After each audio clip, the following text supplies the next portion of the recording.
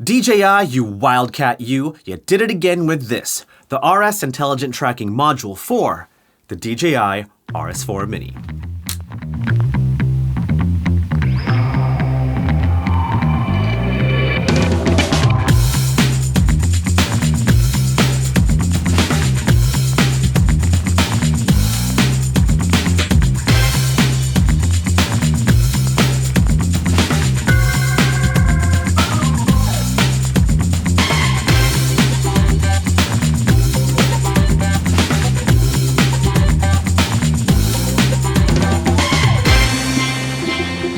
So that footage was shot with a DJI RS4 Mini and my camera setup, the Sony Alpha 1 Mark II and the 24-70 G Master Mark II. So not a light camera setup, but the DJI RS4 Mini can totally handle it. Now this video is sponsored by DJI, but I'm just gonna give you an overview of the gimbal. I'm gonna talk about the features, what's improved over the RS3 Mini, and of course show you how all of this works, including this cute little module. They're like pumping out modules left and right. First of all, the color looks like the same gray color from their drones and not the traditional black color from their gimbals like the RS3 Mini or the entire RS4 line, and I kind of like it. Although I'm not sure how dirty the handle will get. I mean, not with my hands. I have very clean hands. I wash it all the time. But if like Dunna or Jason Vong held my gimbal, like, it might get dirty. Second, the design of this gimbal is pretty much a combination of the RS3 Mini and the entire RS4 line in terms of button layout, like the large touchscreen that you can use to navigate through the menu. It is an LCD screen just like the RS3 Mini and not OLED like the RS4 or RS4 Pro. You also got the joystick to control the movement of the gimbal. You got the record button to start and stop recording. There's the mode button to go through the different gimbal modes, and you can do the same thing with the mode gimbal switch on the side of the gimbal. I much prefer that. Of course, you got your power button to turn on and off the gimbal. On the other side is a joystick switch button to switch between using the zoom or using the actual joystick. Above that, you got the USB-C port to charge the whole gimbal. Next to that is a NATO port where you can attach the handle to get low angle shots or to attach accessories like a monitor or a microphone. And then in the front, you got the control wheel as well as the trigger button. So overall, it looks like your typical gimbal, right?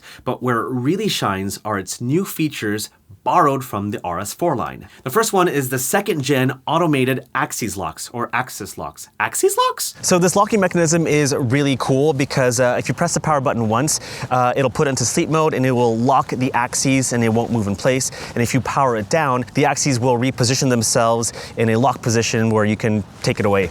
Okay, so I'm gonna show you what that looks like. So right now the gimbal is working just fine. You see that over there? I can use a joystick, yada, yada, yada.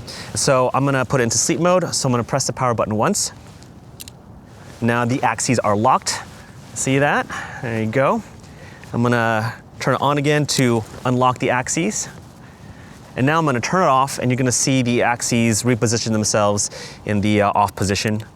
Look at that. And I can take it away, and if I need to go film something real quick, I can just turn it on again and the axes will unlock themselves and I'll be ready to go. The second new feature that's actually improved over the RS4 and RS4 Pro is the third gen vertical shooting switch. Basically, it makes it a lot easier to switch from landscape shooting to vertical shooting by simply loosening the screw here, push it to release the plate, and then to reposition it vertically, there's a mount underneath the plate where you can simply attach your vertical camera setup just like so. You do have to rebalance the gimbal, but at least changing your camera setup from landscape mode to vertical mode is a lot easier. Speaking of balance, the RS4 Mini now has a micro adjustment knob just like the RS4 and the RS4 Pro. This makes it really easy to move your camera back and forth when you're trying to balance it. Of course, the RS4 Mini now has an intelligent tracking system. We'll get to that in a second, but a few notable features of the RS4 Mini include a 2-kilogram payload or 4.4 pounds. The axes of the gimbal are made with aluminum alloy and Teflon interlayers just like the RS4 and RS4 Pro. The RS4 Mini has 13 hours of battery life where the RS3 Mini only has 10. The RS4 and the RS4 Pro have 29 hours of battery life, but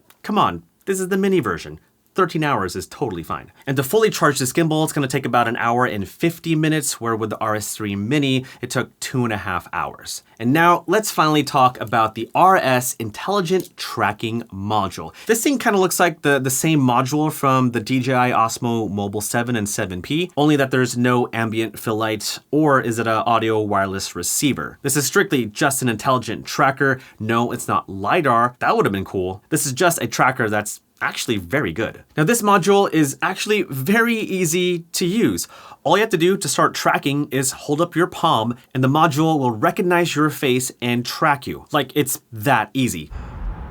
Okay. And, oh yeah, that's significantly better. That is, woo. See my face or what about that? Yeah. Well, oh no, not really, I don't think so. Just look straight on one direction. There you go.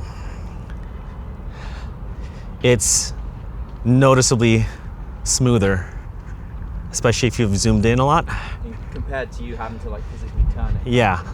Oh, that is. In the frame the whole time, in the middle? Yep. And by default, it will keep you in the middle of the frame, but sometimes there might be too much headroom, which you can then use the control wheel to recompose your shot and continue tracking from there. Oh, the jitters. Oh, what did you do? So that on the side there is either zoom Oh or yeah, I position forgot control. there's an actual switch now. Got it, so that was for zoom. Okay, so now, tracking. is it green? Yeah, it's green. It's still tracking So you can me, but control I'm no tilt longer... while you're doing. Okay, well that's cool. That's nice. So you can put his head on the third slide. Look at that, we're problem solving, guys. This is actually huge because you do not always want like the head in the center of No. the frame. Right, exactly.